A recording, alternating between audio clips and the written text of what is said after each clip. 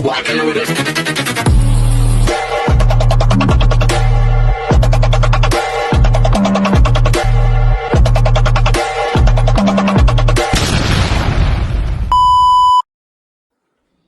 Hello beautiful people! It's your Mama Sam dito sa Sam TV. Kamusta naman kayo? So syempre, palalabas na kami dito sa kwarto namin. So ito yung tinirahan namin na hotel dito sa Four Points Sheraton. And then, ayan. So pakita ko sa inyo guys.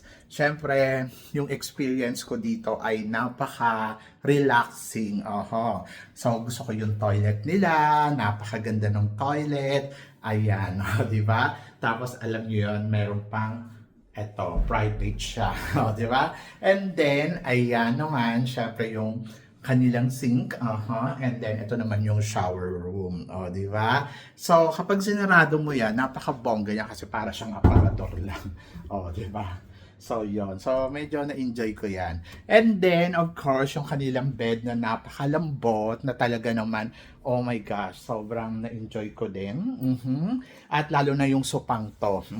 So, diyan ako nagbablog, diyan ako nagla-live, at diyan din kami kumakain kapag hindi kami lumalabas. And then, of course, yung TV nilang malaki.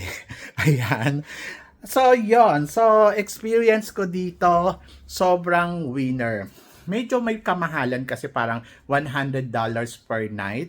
Tapos, ang umabot kami nino ng 4 days, 3 nights. So, medyo, ayun.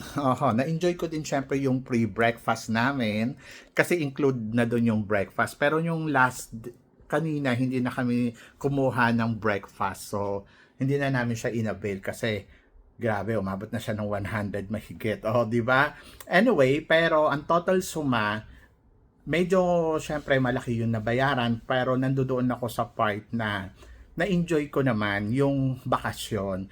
Walang katumbas ng pera yung pahinga na tinatawag. Kasi syempre, iba yung feeling kasi guys. Yes, may bahay naman, may condo naman. Bakit hindi na lang manatili doon tapos bumili ng mga food, di ba? Pwede naman yon. Sabi nga nino, ganun din naman, para lang naman tayo nasa bahay. Pero kasi iba yung ambience na tinatawag. Tapos iba din yung feeling. Yung feeling na parang nai-enjoy mo yung pahinga talaga. Kasi pag nasa bahay ka, yes, parang paikot-ikot ka lang doon, tapos ayun at yun yung nakikita mo. Hindi katulad dito na iba yung pakiramdam. Pag lumabas ka, nasa center ka ng bangko, pwede kang pumunta ng Central World, pwede kang pumunta ng Plonchit, yung kumbaga parang nasa around ka. Kasi diyan sa likod, ang simbahan, yung simbahan na pinupuntahan ko.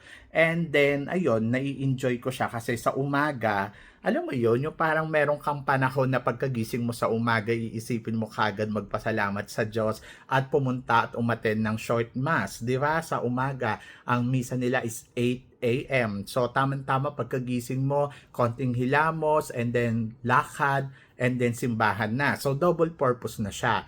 Ando doon yun na exercise ka, and then plus, nakakapagdasal ka ng pagpapasalamat sa Panginoon. So, iba yung feeling. Sobrang ang laki nung benefit na nakuha ko sa pagbabakasyon na to.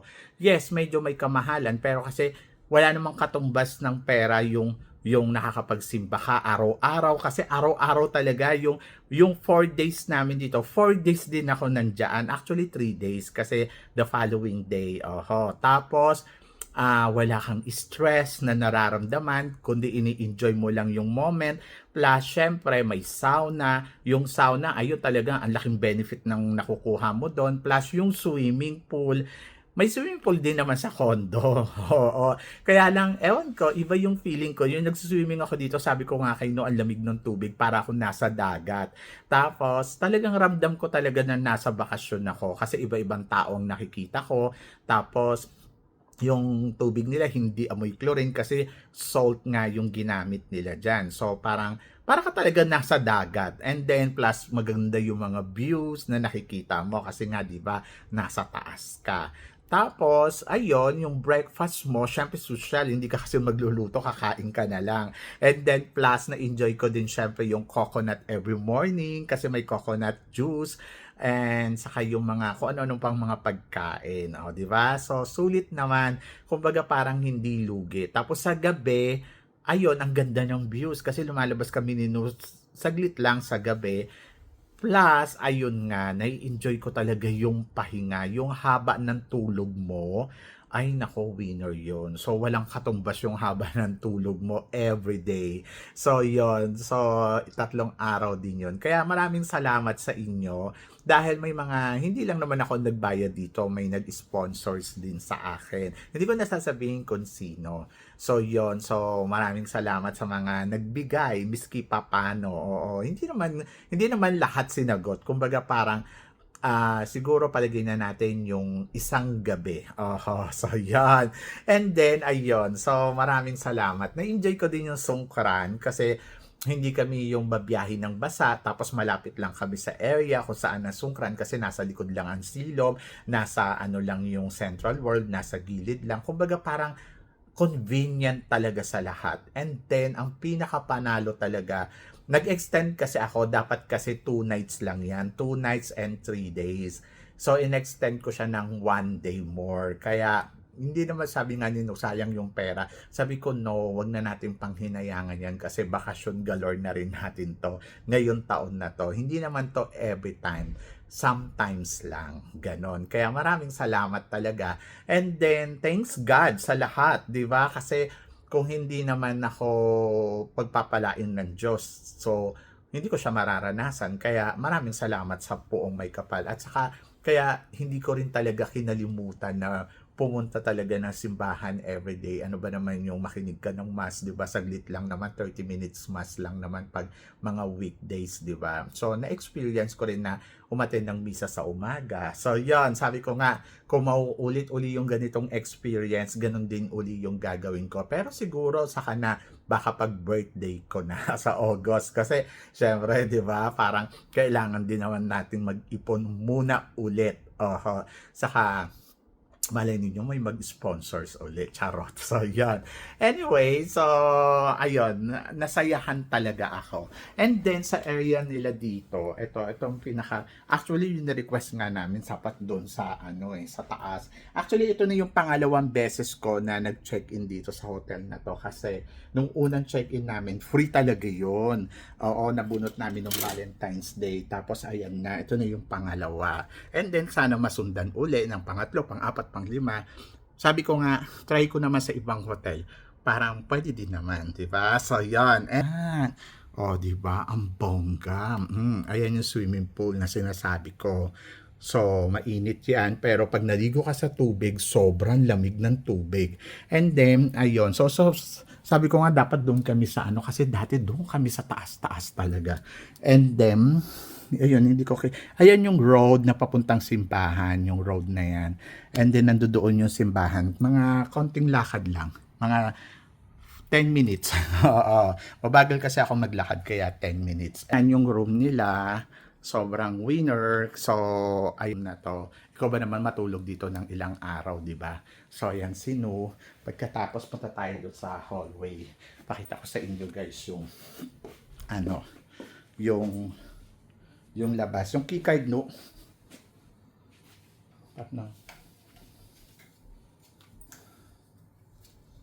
Ayan. So, bilisan lang natin kasi mag-check out na kami.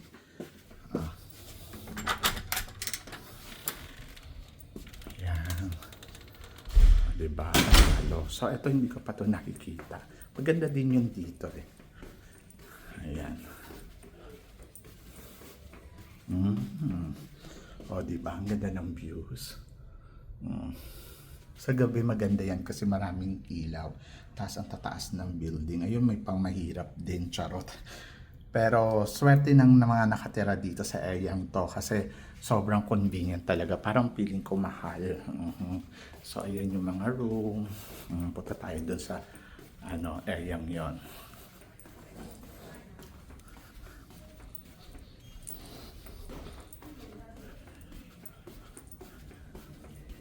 Diba? So, ang tahimik ng ambience, sobrang relax na relax. And then, talagang, ang swerte din ng mga sumasali sa pageant, no? Kasi, Di ba? Ang swerte nila kasi nalilibre sila. Ito yung tinatawag na smoking area nila. Ayan guys. Okay. So, okay naman. Hindi ako nakatambay dito kasi hindi naman ako nag-smoke. Tapos, ayun guys, yung yung central banda dyan, yung Central World. Ayun yung konting lakad lang. Isang station. Tapos, may malapit pa siya sa station. Ayan, ganyan kabongga yan. Di ba? Kaya yon, di ba? So sobrang fresh overload ng relaxing nila dito, and then kita mo na yung lahat, yung city. Ayun. Okay, babalik na tayo sa room.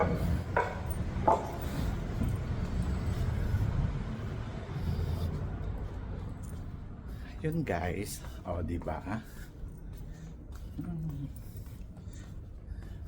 Di ba?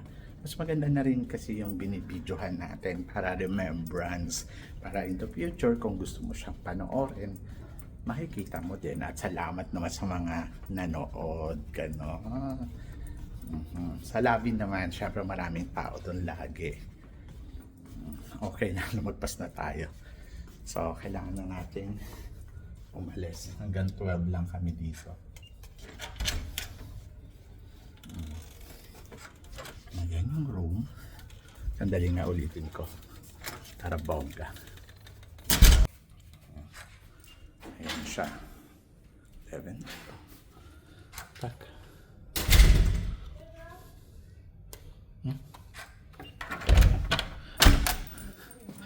Ayan. So, syempre hindi na siya malinis. Kasi alam mo naman sino. Yun. Yo.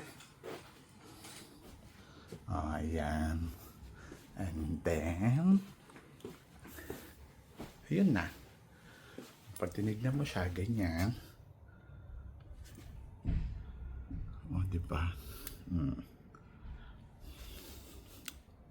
So, yun guys. So, ano ang natutunan ko? Ang natutunan ko, bigyan natin ng time ang mga sarili natin. Tapos kung kaya naman natin na magbakasyon at kaya naman natin pumunta sa lugar na katulad ng mga ganito, kahit hindi naman yung mamahalin, kung meron convenient para sa budget ninyo, gawin ninyo. Kasi iba pa rin talaga yung feeling na nakakapagbakasyon ka at iba pa din yung pakiramdam na na-refresh ka. So yon, yung overall neto, na-refresh ako ng bonggang-bongga at na-miss ko syempre yung bahay namin. So yon, maraming salamat sa lahat ng mga tumututok dito sa Samsam TV, and then of course sa mga hindi pa nakaka-follow at nakaka-subscribe, please don't forget to click like and subscribe my channel at i-click nyo na rin po ang notification bell to more updated syempre sa aking mga chika. So sinare ko lang sa inyo guys yung aking experience dito sa 4 Points Marriott Sheraton Hotel. So under kasi siya ng Marriott. So guys, maraming salamat. Paalam. Thank you guys.